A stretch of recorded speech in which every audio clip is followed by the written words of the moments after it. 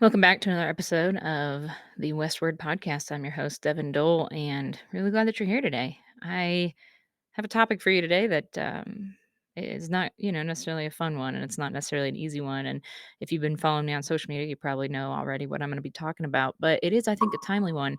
And I get this question all the time in messages. I like to put out a post where I check on y'all and see how you're doing, and I'll get this comment back a lot that you're about to lose an animal or you just lost an animal and you don't really know how to cope with that. And this is something very timely for me. So again, those of you that follow along on my social media pages know that on Friday I lost my little Josey dog, and she'd been with me for coming on 14 years. She's my best friend in the world, and just the light of my life, and it's been a terrible experience. It absolutely has. And I wanted to talk about that today because one, it's timely, and two, like I said, I get this question a lot. So I feel like now is the time to talk about it because I'm living it right now. And one, if this topic is not something that you are in the mindset to hear right now, if your heart isn't ready for this, absolutely, I don't begrudge you to get out of this podcast right now and go listen to something a little happier. I don't begrudge that of you. However, I do want to tell you before you go that this isn't going to be super depressing. We're going to talk about, yeah, a hard topic, absolutely, but there's so much joy mixed into grief that I really want to touch on that, and I want to touch on what we learn from these animals and the rituals that you can continue to kind of help yourself. And it's not that I'm an expert on this. I have my counseling license, but I'm not a grief counselor by any means. Um, I just am experiencing this right now. I'm walking through it, so I was going to show you kind of what I'm doing and share with you what I'm doing. And yeah, I think, well, I know that there are a lot of people going through the same thing because you sent me really kind messages, and I'm praying for you. And so, yeah, I want to talk about this today, and it is real, and it's raw, and it's very timely, and it's very current. And I can tell you also that I'm not going to cry through this because I know I'm going to get choked up. I know I'm going to get emotional, but I'm going to cut those parts out because you don't need to sit and listen to that. So I will edit those parts out. I got a picture of Josie here on the table. She's staring at me. I got one behind me of her and I, and she's just here with me. She's always here with me. So I'll edit that out. Don't you worry. So just want to put your mind at ease on a couple things here. That one, you don't have to sit here and listen to me cry through this. And two, um, there's gonna be a lot of joy in this episode. There's gonna be a lot of laughs and uplifting things. And um, I just wanted to talk about this right now, even though it is very raw and it hurts very bad and it's very, very, very painful and probably always will be, because I don't like to water things down. I think that really diminishes the human experience, and that does us a disservice. So when we're feeling something, I think it's good to talk about it in the moment. That's just me. That doesn't have to be you, right? That's just me. I like to kind of hash things out while they're fresh because that's going to capture really the essence of the situation at hand is when you can talk about it while you're currently going through it. Because when you've moved on a little bit and then you try to come back to it, it's not quite the same. And sure, you have a different perspective maybe, but also at that point maybe you've lost some of the lessons that you were learning in the moment. So I just never want anybody to feel alone, and that's been a big part of my platforms is I just wanna share the human experience. I want you to feel like there's somebody out there that can relate to you, somebody's going through what you're going through, and that's why I want to talk about this today because one, I think it might be a little bit cathartic for me, but two, I think it might be a little bit cathartic for somebody listening right now. So that's what we're gonna that's what we're gonna talk about. Again, if you're not in the state of mind to listen to this and this could be too heavy for your heart today, I absolutely understand. If you maybe come back and listen to this at a different date or don't listen to it at all.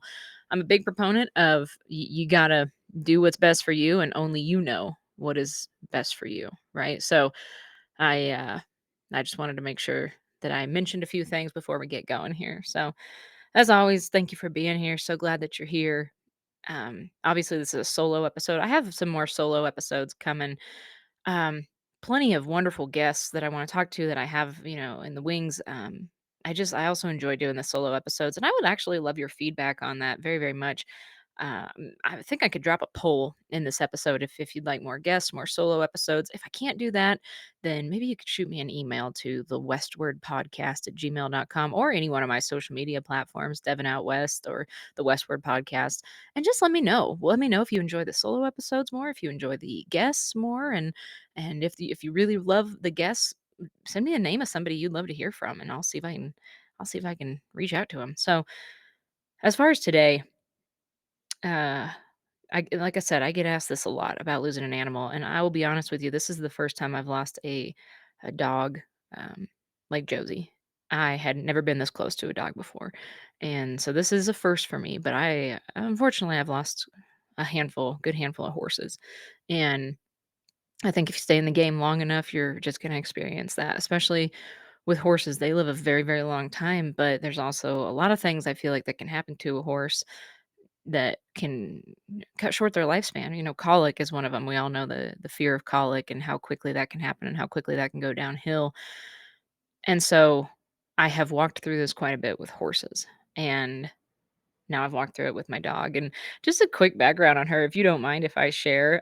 If you want to skip through this part, you're sure welcome to. But I just want to tell you, we were going on 14 years together, and she was a corgi healer mix, and just that so I named her Josey after Josie Wales, which is, like, one of my favorite movies, and Josie Wales actually is a real character, is a real historical character.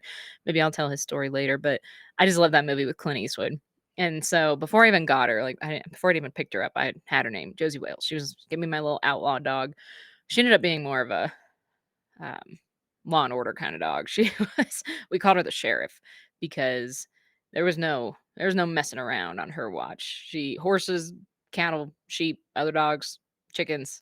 I mean, if you were out of line, like Josie was going to tell you about it. And she was never mean. This dog didn't have a mean bone in her body, but she would um she had this kind of stern bark, and it was just like one bark, and she'd give you that stern bark and yell at you and tell you to shape up, and then she just kinda smile and wag her little nub tail and wander off, go go honyaking around. So, she was just gosh, I got her I was 19 coming on 20 when I got her. I'm 33 now, and so we were together for a very long time, and I think everybody, maybe not. I mean, of course, maybe not everybody. A lot of people have that dog, and there's something just extra special about the dog. I feel like that you have through your 20s, because what changes do you see in your 20s? So many changes. And when I got her, I was living in one of my dad's rentals actually at the time, renting from him, and I didn't even know if he had a pet policy. I'm gonna be really honest with you. I did not ask for permission. I drove down and picked her up out of South Park, Colorado, and she was just a little baby. Um, and then I brought her to my dad's house and had her stuffed in my coat, set her down on the kitchen floor, and I was like, "Hey, Dad, do you mind if I get a puppy?" I don't recommend doing this with your landlord, but he was pretty cool about it. He was pretty forgiving. He fell in love with her real fast, and I just, of course, I remember the day I picked her up. She was just a tiny little thing, and she ran from me. She crawled under the chicken coop, tried to get away from me. She was just scared. She was the last of the litter. She was the runt of the litter, and picked her up, cuddled her, put her in the car. We drove home, and that night I put her in like a little box at the side of the bed, with a bed in it, made it nice and comfortable for her. And she cried. Oh my gosh, she cried and she cried and she cried. Oh, golly, and finally, I just scooped her up. She's just a little tiny thing, scooped her up, and I put her on the bed with me, and she crawled up next to me and put her head on my pillow next to me and went fast asleep, never made another peep. And from that night forward, um, that dog never slept in a kennel again, a box again, anything like that. She really didn't enjoy sleeping in the bed with me. She was Miss Independent and needed her space. She was quite the bed hog for such a little dog, but so she had her own bed, usually very large for such a small dog. She always had an extra large bed because she liked to stretch out, and I put a pillow on it, and she slept with her head on a pillow for the rest of her life. I mean, she was like a little person, and she loved sheets. She liked to curl up in sheets, and she was just such a character. And so she was with me, right as I graduated college. I finished up college and had her, and then I got hired on as a teacher and had her all through that. And obviously, had her right up until last Friday. And The things we did and the things we saw are unexplainable, the years I had with that dog, and that's what I mean when I say that there is so much joy mixed into the grief because that dog saw more country than truly I think a lot of people will ever see in their life. We climbed mountains together and she loved to swim in mountain rivers and we fished and she caught fish and we walked through deserts and she chased off rattlesnakes and she we saw the top of the world, from Trail Ridge and explored the tundra up there and she, just saw so many incredible sights and her and I traveled together all the time. Like, if I was going somewhere, I was driving because Josey was coming with me, and then it was like, all right, pet-friendly hotels and, like, picking up food so I could eat it with her in the car or whatever. I mean, it was me and her. And, I mean, don't get me wrong, I had a fantastic support system, of course, in my 20s, of friends and family, and, my dad has just been a constant in my life, and my siblings are wonderful, my mom and everybody like that, but, I didn't meet my husband until I was 31, and so before that, it was really me and Josey, like, we lived alone, it was just her and I, and we had our routines that we were very stuck in, and we learned each other, like, I didn't speak her language, she didn't speak my language, but we kind of made up our own language and spoke that, and it's like that dog could read my mind, and I think talking about this, I'm sure there's so many people listening that are like, "Yep, that's my dog," or "That was my dog," or whatever, and so for, a long time in my 20s, and again, I'm just trying to be very vulnerable here and transparent with you because that's the human experience, and there there's no point in lying about something to make myself sound better or to hide something just to make you think I don't know, cooler than I am, tougher than I am, whatever that might be. That's a disservice to you. It's a disservice to me. So I'm just gonna be a little transparent, with you. Like I said, had a great support system in my 20s, but I wanted to meet my husband. I was very lonely and so her and I did a lot until that day came that I would meet him, and of course, we did a lot after that, but like I said, we lived all over, we lived in multiple states, and she lived with me in apartments, that this little dog, I was very, very, committed to keeping her joints good as she aged because, corgis have the little tiny legs and, impact is really hard when they jump off stuff, so I never let her do stairs. I carried her up and down stairs, and at one point, we lived in an apartment on the 3rd floor, and the stairs were concrete, and I carried her up and down those stairs every single day multiple times a day. Never let I wasn't gonna let her do those stairs on her own, and, yeah, she kept me strong, that's for sure. She kept me strong, and at one point, I lived in a two-story house, and we've lived in plenty of ranch houses together that were, questionable infrastructure, falling down around us, and we lived in a camper together. We've just been all over and lived in multiple states. At one point, we were living over in kind of southwest Wyoming, beautiful spot. And every morning we'd get up and we'd go feed the horses. It'd be 5 a.m. And then in the summer, we'd leave the horses and then go to the river and swim in the river every single morning, and watch the sun come up. And I didn't have anybody to really share that with. Of course, I had friends, but you don't call your friend at 5 in the morning and say, let's go swim in the river. But my dog went with me. And so she was just my best friend. And, my husband's my best friend. And she was truly a gift from God, and I'm a big believer in that. I'm a firm believer in that He sends us what we need when we need it, and I needed that dog. So I just wanted to give you a little background on her, and of course, this is a terrible, terrible experience, and it's very hard. Um, we had we let her pass in our home. We had a vet come out to the home. It was a great last day. Long story short, before I get into kind of how to process the loss of an animal for those that have asked. Um, Long story short, she had Cushing's disease about a week before I got married, before my husband and I got married in June. I woke up and she was just off. I could just tell she was off. Took her to the vet right away and they diagnosed her with Cushing's. And so we were treating that. She was doing really, really well on the medication. And then about a month ago, coming up on a month ago, she stopped eating, and if you know anything about Cushing's disease like that, they have a big appetite with Cushing's disease, so I was very concerned about that, took her to the vet, ultrasounded her, found a enormous mass on her liver, and, The vet, said, "There's nothing to be done here. There's no cure for this. She's almost 14 years old. There's no surgery we can do. It's so big, I can't even see her stomach." And he said, "Devin, I'm so sorry. There's no good news here. You just take her home and spoil her." And I said, "Well, doc, I've never not spoiled this dog. So I can do that." And so took her home, and I'm so grateful that I knew what was going on because she lived. I have zero regrets about this animal's life. I have zero regrets. She lived the absolute best life that a dog could, I believe. And I made her food. I mean, good golly, this little dog, she lived, she explored, she was allowed to be a dog, she chewed on stuff, obviously not like things in the house, but she chewed on antlers and horns, and, um, I never let her have, toenail clippings, from horses because those can actually puncture the stomach, I've been told by vets, so I don't know, something to think about when you let your dog chew on those, but, she just oh gosh, she lived, and so when he told me to take her home and spoil her, I said, "You got it. I can sure do that." And so I called it Josie's living list instead of her bucket list. And we had all these things on it and we started checking them off. Like she got to pick out the steak that she wanted for dinner. And I always kept her away from the cat food because she loved cat food. So I would let her sneak by me and go eat all the cat food. And she thought she was pretty cool for doing that.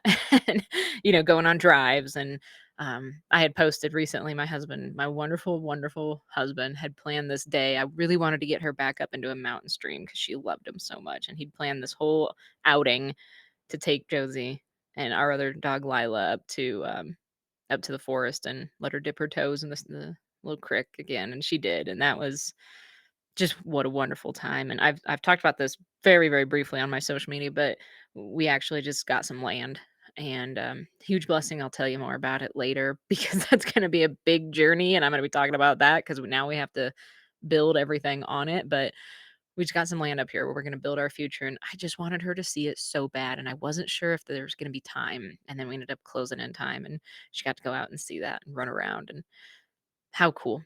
She just had this list, and that dog really, really lived. So that's kind of the background there.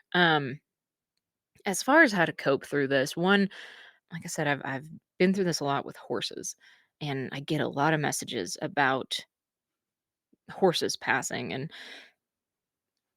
what that looks like and how you handle that and when and all these things. And as I always say, all of this is my opinion. All of this is just my experience. I am not a vet. I'm not any kind of expert. This is my experience from what I've been through and what I've seen. So when it comes to losing a horse or a dog or something like that, some four-legged critter, that a cat, that really, really leaves prints on your heart, it it's more than the loss of the animal.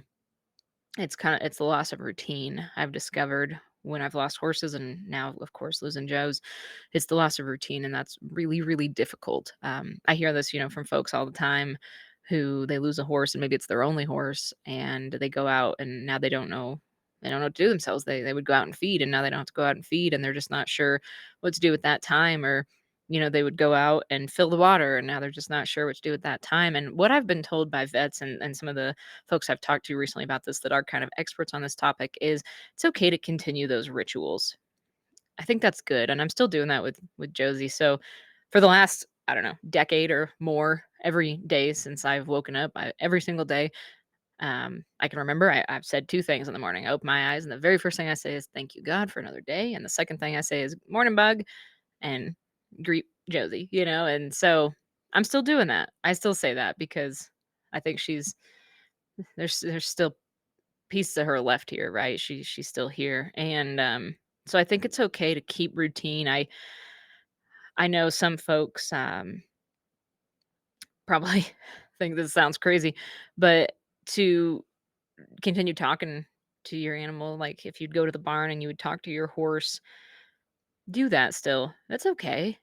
That's all right. I don't see any difference there between going to the graveside of a loved one and talking to them. So, like, I still talk to Josie. I still talk to horses that passed years ago.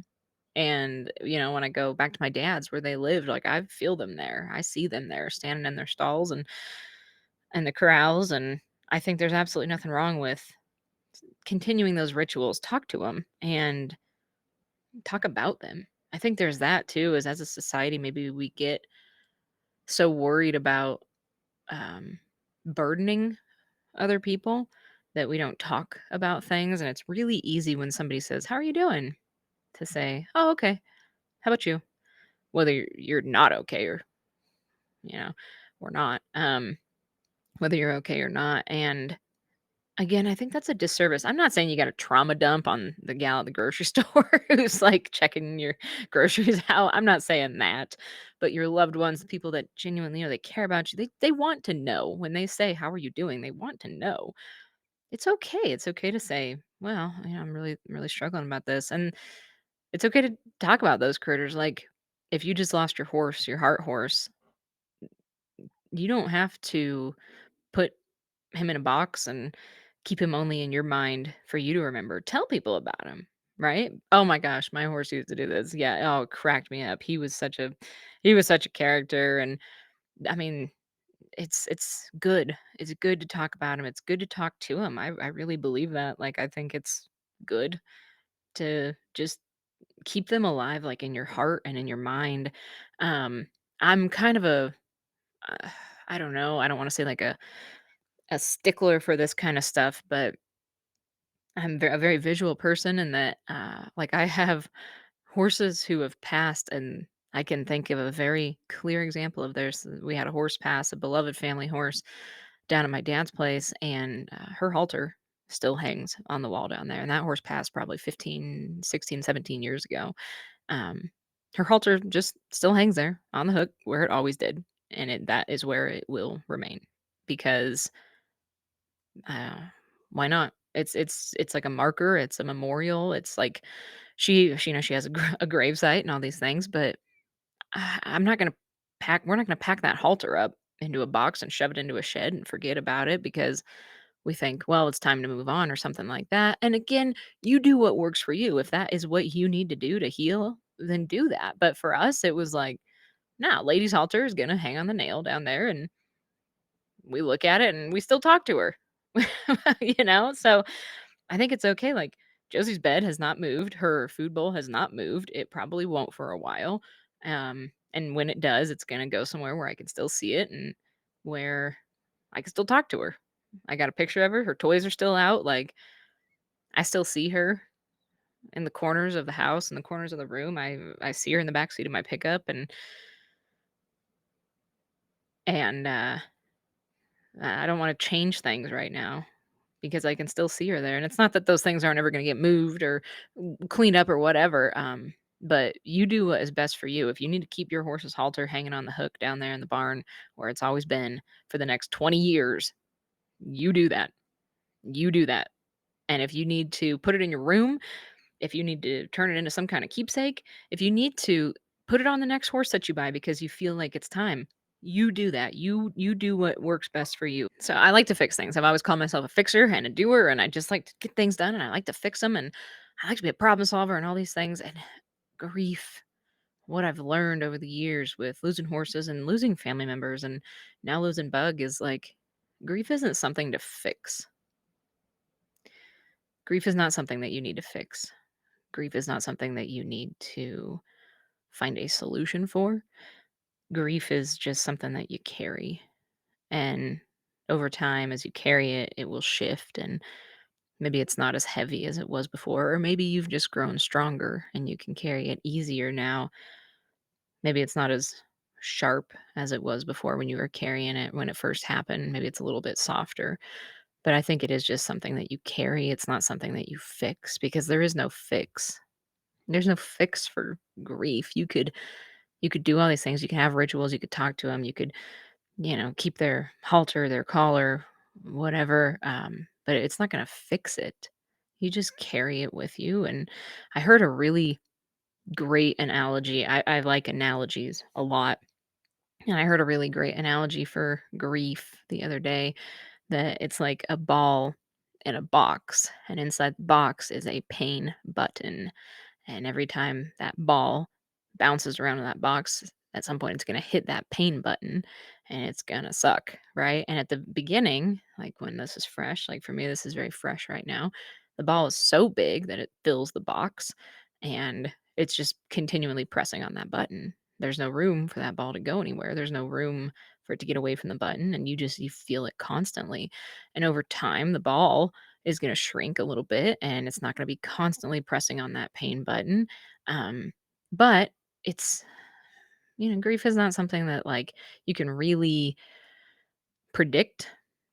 I think it can hit you at any time of day, any time of night. You could be doing fine. You could be going along just fine, just having the most beautiful day in the sunshine. And 5 minutes later, you could be on the ground, just heartbroken. And it's because that ball all of a sudden grew a little bit, or it's just been bounced around that box, missing that button for so long, and then it found it and it hit it.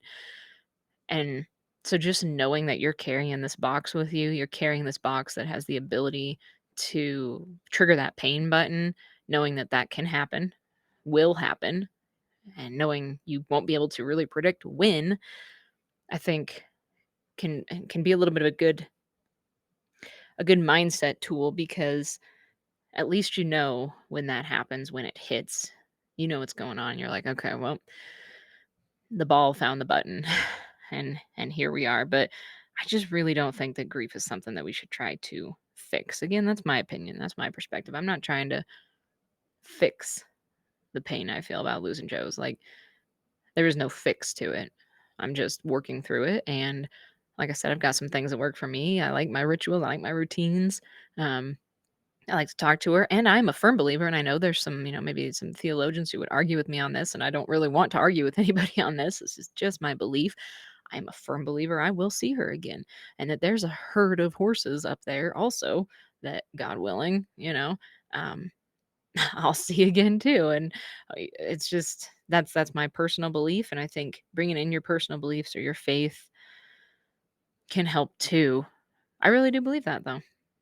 I absolutely believe that I will see them all again, and I'll see all my loved ones, and we will all be reunited in paradise, just free of pain and strife. And I still kind of picture her, and maybe this will help you a little bit. I think that, they when you talk to them, they can still kind of hear you. And again, these are my beliefs. But when you talk to them up there, they're running around right now, feeling good, happy, pain free. And every time you say their name, it's almost like they can hear it on the wind a little bit. And I like to imagine her kind of cocking her head and being like, "Hmm, I thought I just heard my name." And then off she goes. So I just think that's important to continue the things that you were doing before as you work through this, because if you're trying to fix grief by just brushing it all under the rug, being like, well, they never existed, I have to get rid of everything, I can't look at any of this, they're gone forever, I'm never going to see them again, never going to talk to them again, you're putting off the inevitable, which is the fact that you can run, but grief is going to find you, and it's going to find you in the most unexpected ways. Just when you think you got away unscathed, it's going to find you in the sunshine. It's going to find you in the rain. It's going to find you at work. It's going to find you in the middle of the night.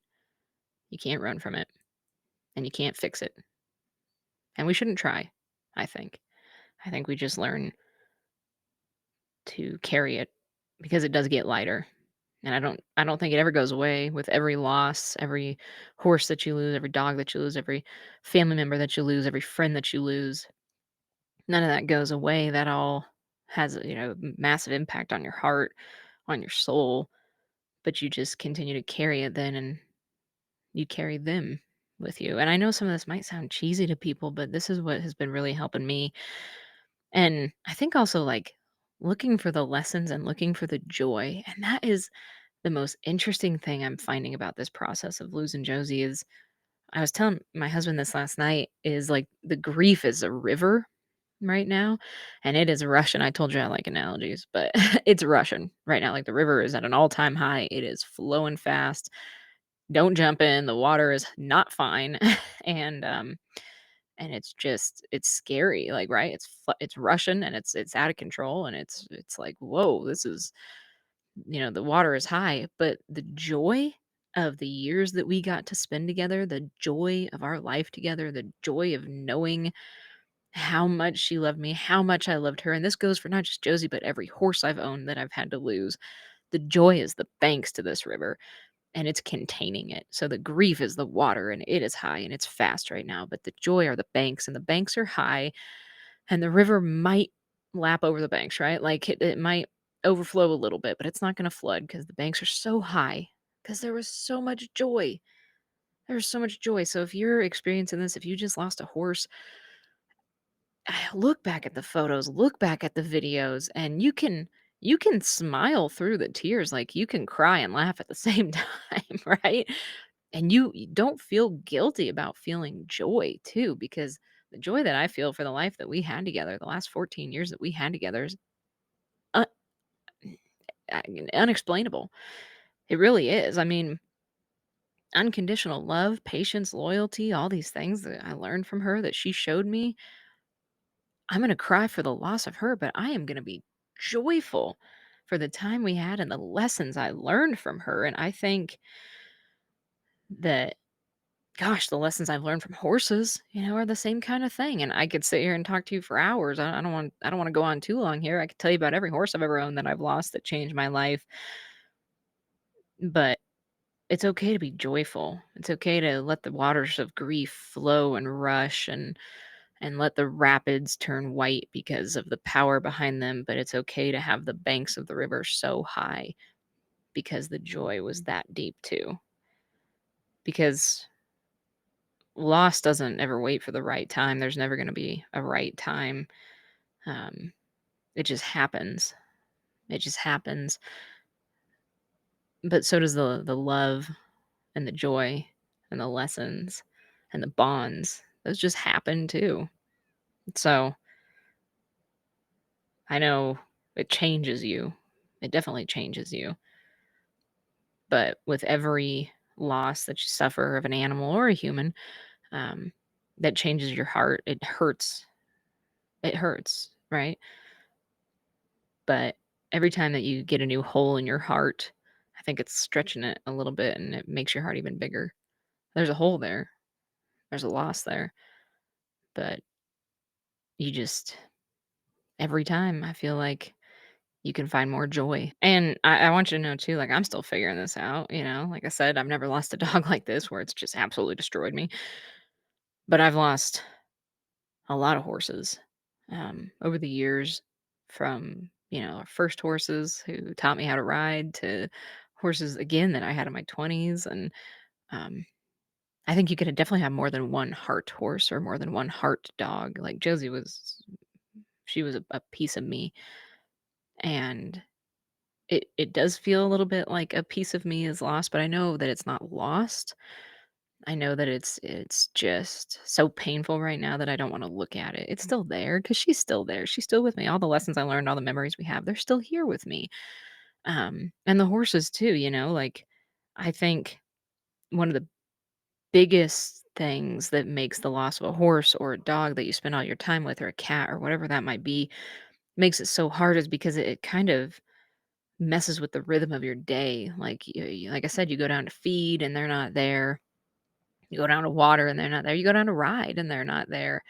You wake up in the morning and they're not there. You go to fill their feed bowl and they're not there. And that just kind of messes with the rhythm of your day. And I think we don't just miss them, we miss the rhythms and the routines. And you do have to kind of relearn your routines, but I do think it's okay to carry them forward with you into your new routines. And like I said in the beginning of this, keep talking to them, keep the routines. Why not? If that helps you, why not? It sure helps me.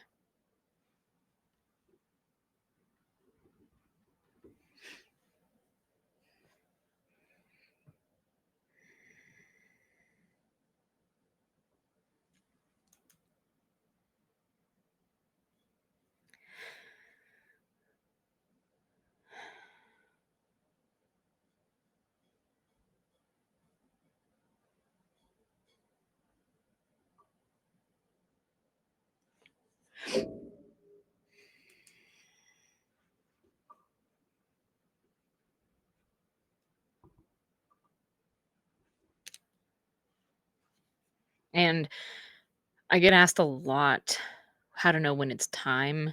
That one again, I don't really want to speak on too much. Just I'm not a vet. Um, talk to your vet about that. But everybody told me like you'll know with Joe's, and it was hard because I was like, will I? And I did. Then that last day, I knew. Sh she told me, she looked at me, she told me she was having some problems, and she still felt pretty good, but, she was having some problems that it was about to go downhill real fast, and so I knew. And with horses, to me, it's always been about quality of life, right? Like, when we let go of one of the best horses that we ever had, my sister, it was technically my sister's horse, but I rodeoed on him all through junior rodeo and some college rodeo. I did some amateur rodeo, amateur professional rodeos on him. Um, Great, incredible horse named CJ. He was, oh gosh, like 28, 29. And when he went, it was because his quality of life had diminished so much. He couldn't do 2 out of 3 of his favorite things, and he was just suffering. And I think you hear people say, "Let him go on a good day," and I didn't really understand what that meant, like, with a dog. I've heard it with, horses and always understood that, but with Joe's, it kinda clicked because, like I said, she was gonna be going downhill pretty fast, and so that last day she felt good. We went for a car ride. She had a big breakfast. She had a McDonald's breakfast sandwich. She loved it. It had extra cheese on it. It was great. It was her favorite. She got to go see the land. She got to see my dad, her grandpa.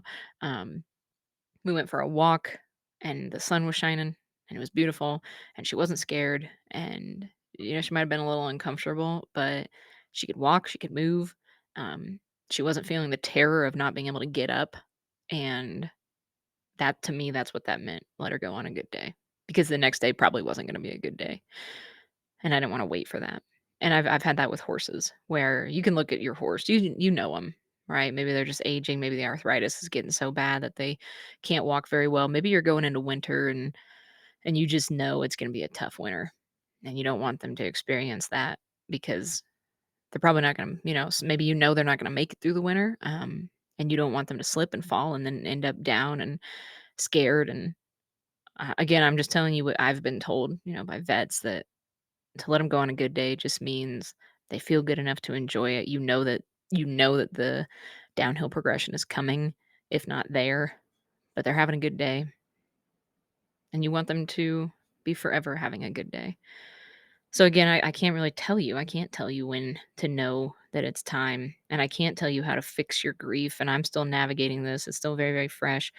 I can't tell you how to feel better. I can't tell you um, what will help the heartache, because nothing will. You just carry it with you.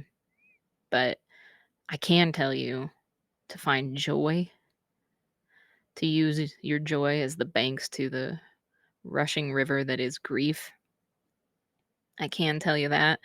I can tell you that right now, if you have an aging pet, if you have a dog or a horse or a cat or hamster, that's aging, that maybe the time's getting a little close. I can tell you right now, and I thought this way a lot with Joe's, because I had a month's notice. I knew he said she wouldn't see the holidays, and I knew it'd be faster than that.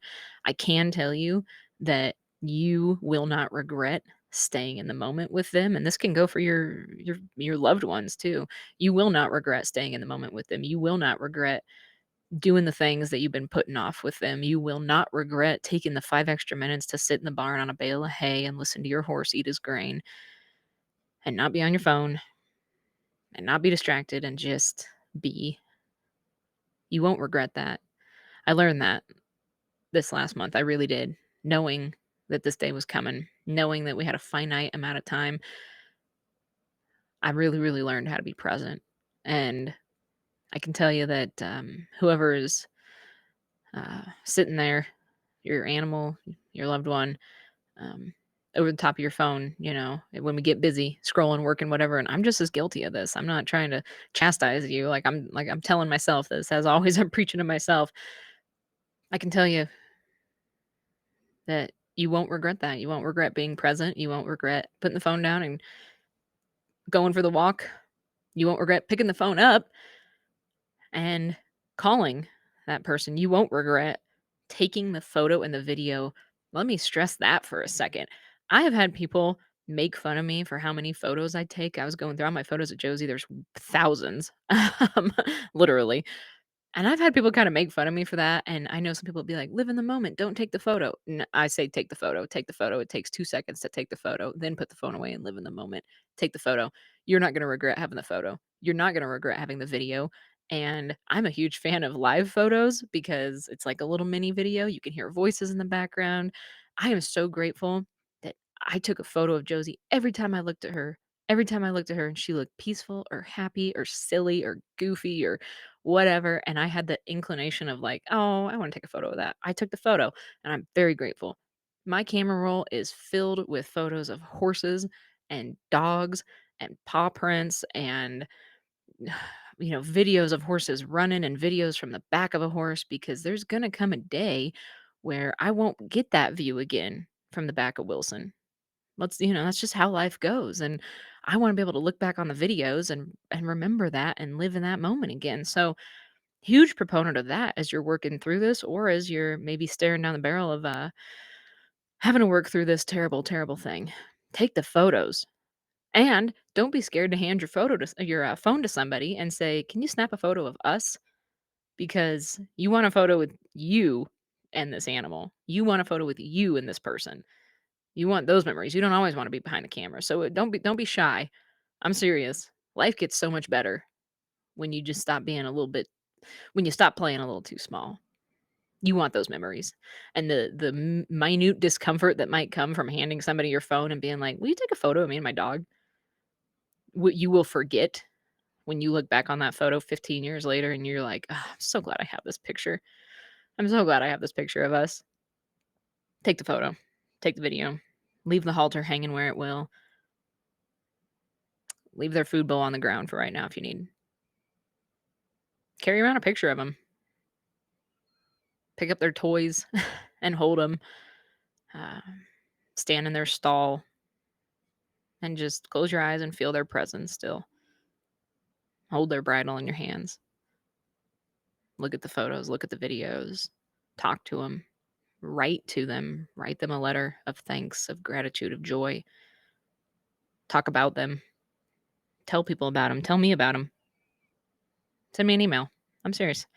If you're going through this right now or recently have or 10 years ago did and it still hurts, send me an email. Tell me about the one that you lost, the ones that you lost or that you might lose soon. Tell me their name. Tell me what they did. Send me a picture. I wanna see it. I'm serious. I wanna see it because we're a community. As mankind, as humankind, we're a community, and this is part of the human experience. We've all experienced it, or we all will experience it, and, I really think that's healing. So, send me that. Send me the ones that you miss, the ones that you love, the ones that you're going to miss, and then find your comfort, wherever you will. For me, it's my faith. I mean, I do know that Jesus is close to the brokenhearted and he binds up their wounds. And that's been a huge comfort during this time of pain and suffering for me. And like I said, I do believe I'll see her again. I believe I'll see everybody again. I like to, yeah, I just like to imagine that where she is, the sun is warm, and the grass touches her belly. And when I talk to her, she's running along. And when I say her name down here, she just kind of stops and looks back and tilts her head. And she can still hear me when I talk to her because the bond that you have with this animal, the bond that you had with your horse, the bond that you have with your dog, it didn't break when they left. It it stretched from earth to something bigger, something wider. And I just believe that that bond doesn't ever break. It just stretches through time, through space for me with my belief all the way to heaven. And they leave a very lasting impact on our lives. Don't feel like you're abnormal for being heartbroken over the loss of an animal. You're not. And if you're going through this too, I'm sorry. I'm praying for you. Like I said, send me the email, send me the message, tell me about them. I want to hear about them. And thanks for listening. Thanks for getting to know Josie a little bit. Thank you for all the kind messages. Golly, you guys are so awesome. You're so wonderful. Thank you. Yeah, just know that they still walk beside you in one way or the other, and you're not alone. You're never alone in anything you're going through. This is the human experience. And if you're listening to this and you're human, you're not alone. That's why I wanted to talk about this today, because I never want you to feel alone in anything. And I wrote a little something like I do. That's how I like to express myself, just to kind of sum this up. The loss of an animal, a loved one, a pet, a best friend, and navigating grief. Again, I don't think you can fix it. I really don't. I don't think it's fixable. But I do know that grief doesn't ask for permission. It just shows up, and it's got mud on its boots, and it tracks it into your house. And sometimes it sits beside you in the empty stall. Sometimes it lays next to you in bed when you're just trying to sleep. Sometimes it hits you on a sunny day when you were doing just fine minutes before. Sometimes it comes running alongside you when you're trotting out on a new horse. Sometimes it speaks loud, and sometimes it just breathes next to you. But I do believe that over time, grief becomes less of a constant visitor and more of a reminder that you were lucky enough, that you were blessed enough to love something so deeply and to be loved back. So, my friend, if you're walking through this too, or you have, or you know that you will soon, I hope there was something in here that was helpful for you. I just wanted to talk through this today and give you my insight, what I'm going through. And like I said, send me an email. Tell me about yours, your critter, your dog, your cat, your horse, your best friend, whoever that you've lost, that you are watching age and knowing that the day is coming. I want to hear about them. And until next time, I've got some more episodes coming up. Like I said, some more solo episodes. I have some more guests lined up, and I would really love your feedback on whether you like guest episodes or solo episodes or a little nice mix of both, and how I can do better for you here on the Westward Podcast, what you really enjoy. And we'll do some more trailer talks where I'm kind of just doing short mini episodes, talking to my new horse owners or people that really want to get into the game but don't know how, some tips and tricks and things like that. And lots of stuff coming your way. I'm sorry I've kind of let the social media slide a little bit, but it's going to get ramped back up. And I hope you have a wonderful week and a wonderful month ahead of you. We're halfway through October. That's insane. And I will talk to you soon. Have a wonderful day. Check your cinch. Check on your friends. God is good. I'm glad that you're here. Thank you for heading westward with me.